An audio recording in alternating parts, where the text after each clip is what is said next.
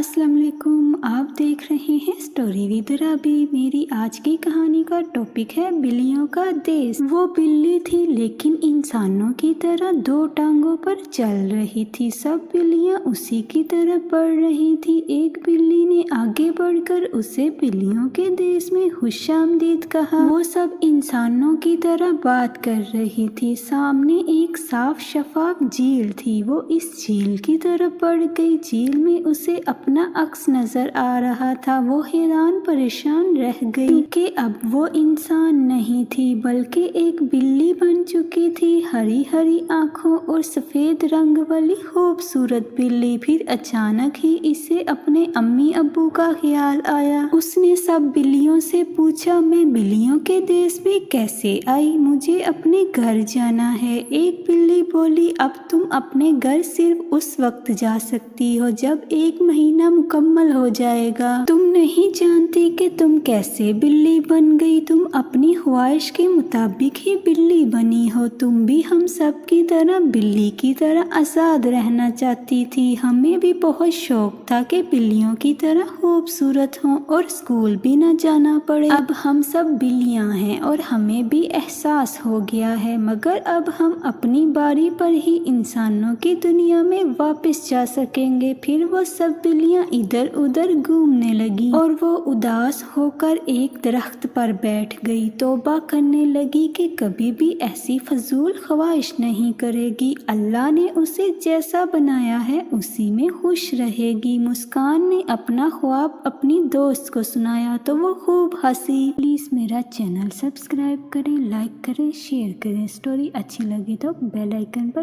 Button press کریں۔